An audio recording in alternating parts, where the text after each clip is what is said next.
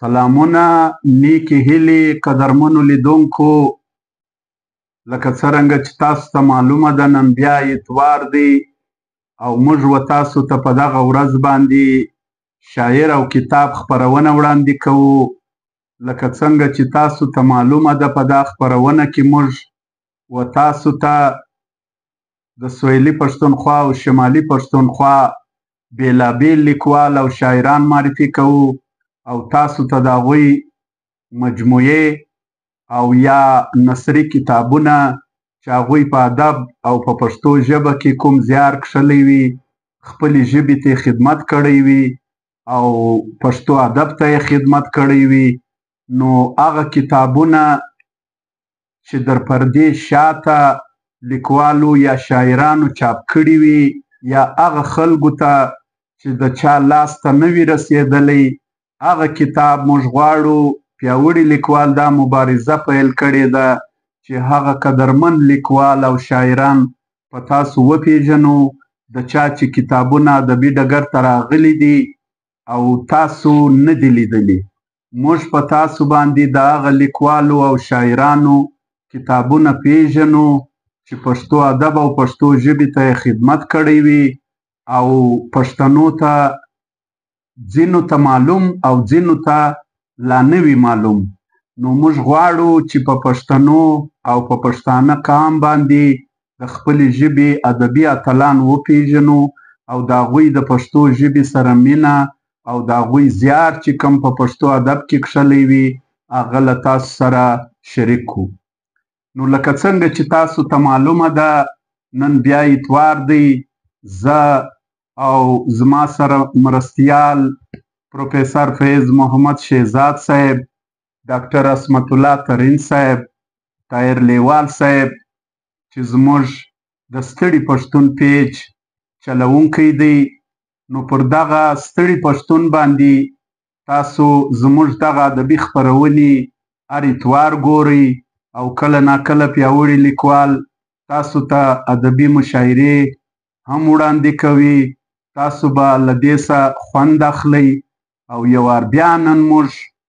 له تاسو سره د یو قدرمن لیکوال او شاعر چې ځوان زلمی شاعر دی او د ده د کتاب نوم دی ګودر او چنارونه. دغه کتاب د ده دویمه شعري ټولګه ده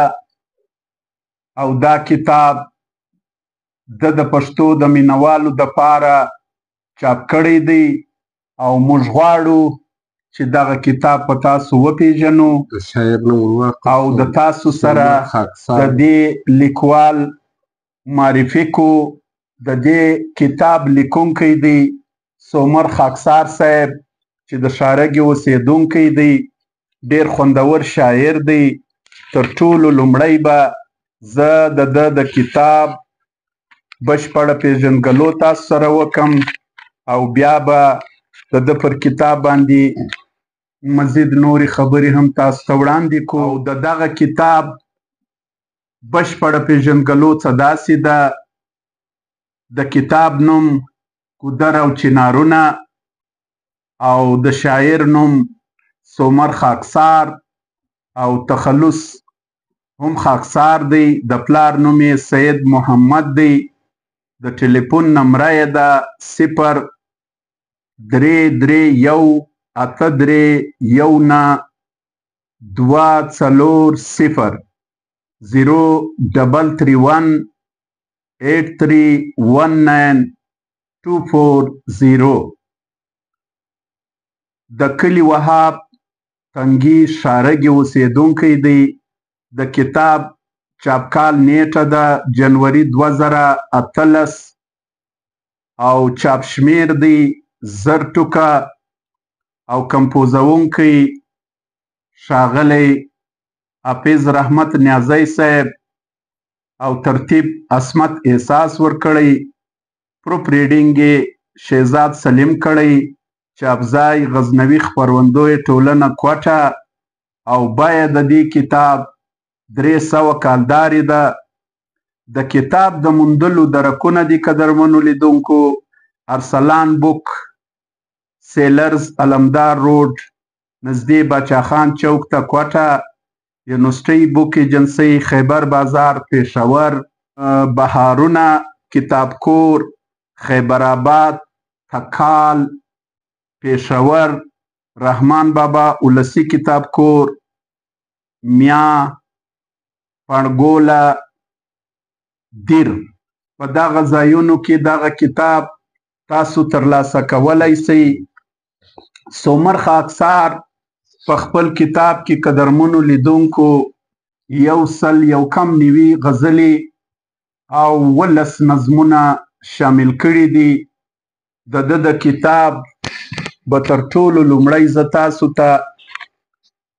یوه بیلګه وړاندې کړم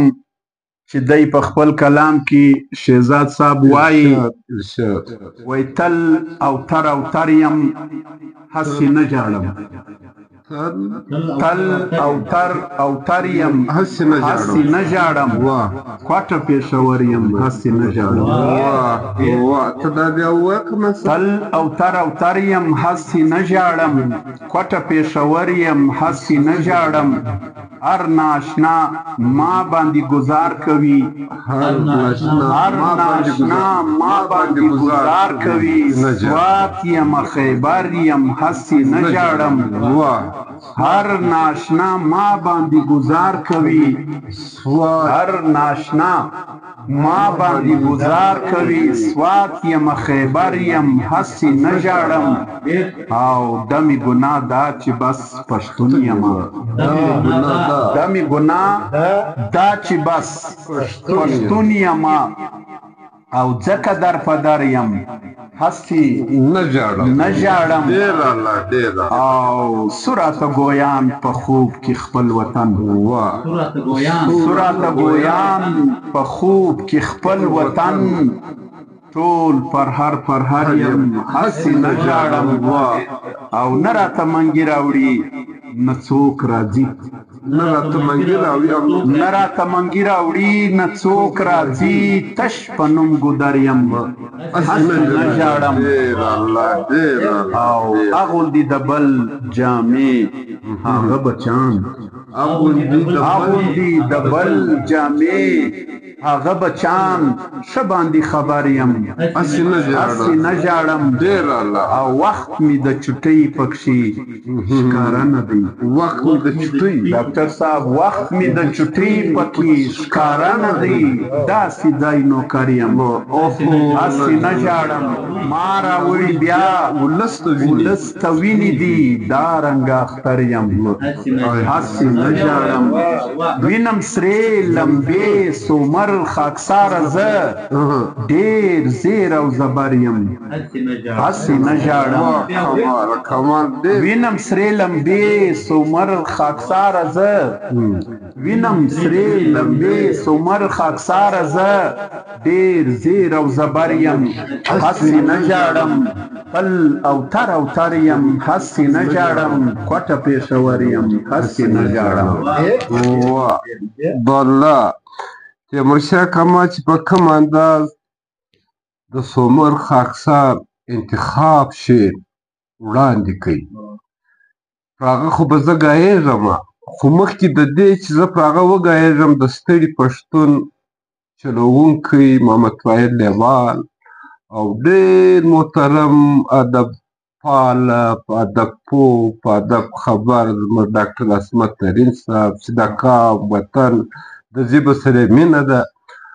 او بیا خصوصا تیمورشاه کمال چې د پیاوړي لیکوال مشر او صدر دی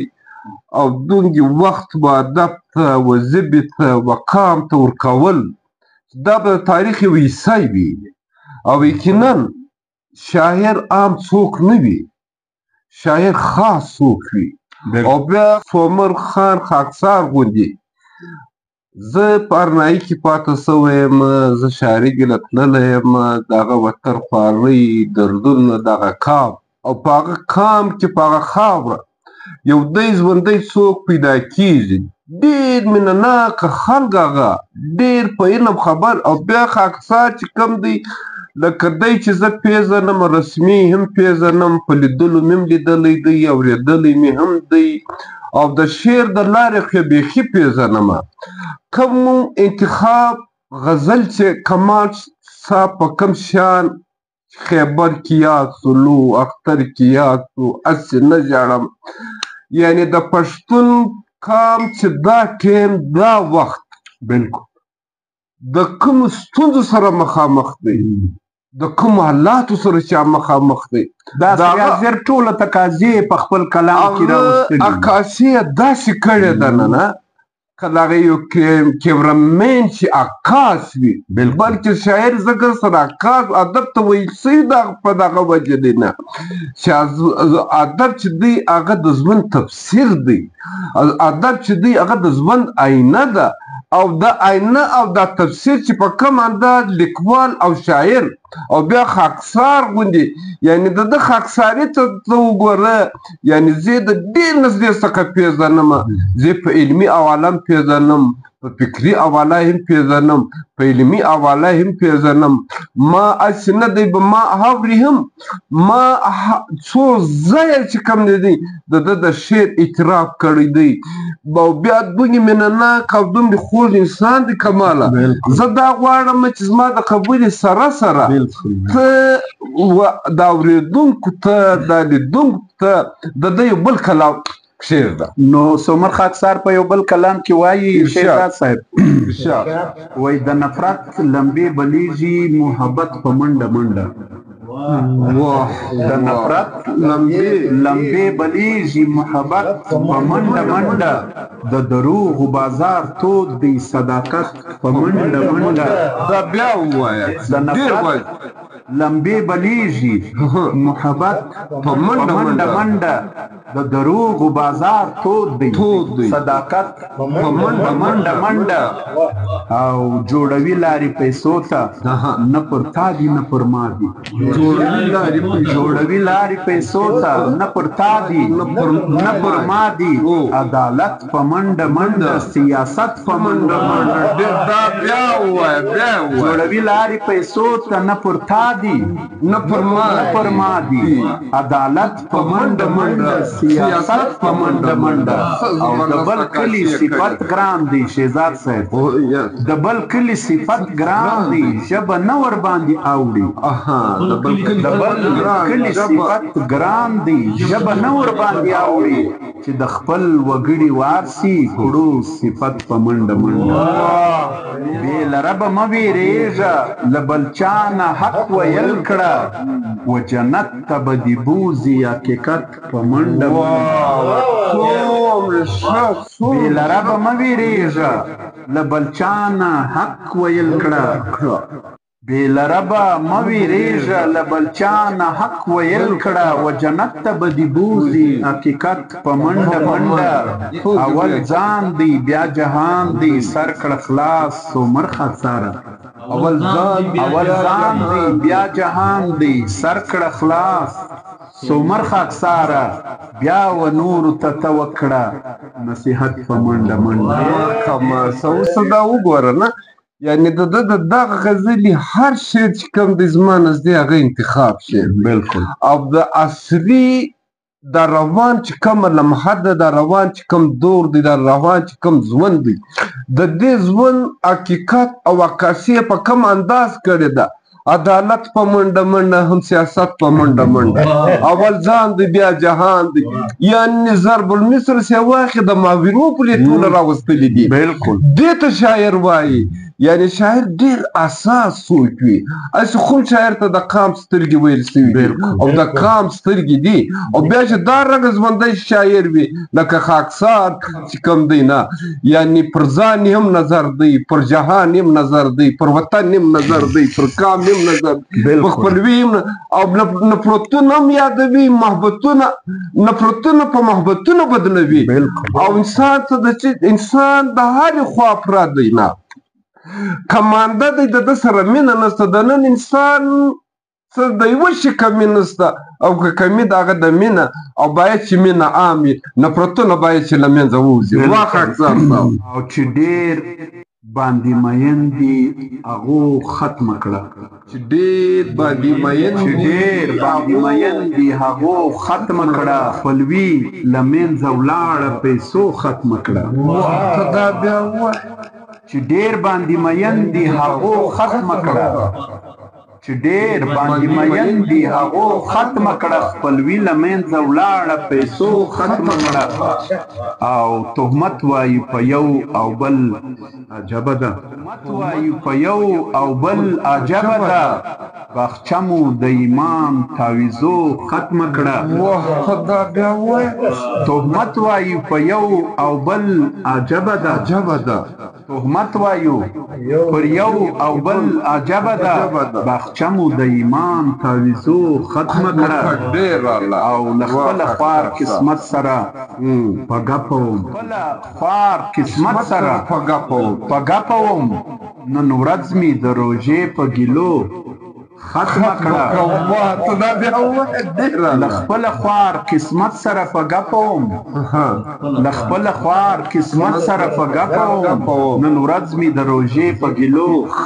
ختمه کړه او بادار ورته ورکړې وي د ګل ځواني بادار ورته ورکړې وي د ګل ځواني زلمیانو په څه څیر په نشو ختمه کړه دا به بیا وایي چې بادار ورته ورکړې وي د ګل ځواني بادار ورته ورکړې وي د ګل ځواني زلمیانو په څه څیر په نشو ختمه کړه مو تیرې کړي او ریبو ونی ښکلا مو په لاسونو د غرو ختمه کړه ارې مې تیرې کړي او ریبو ونی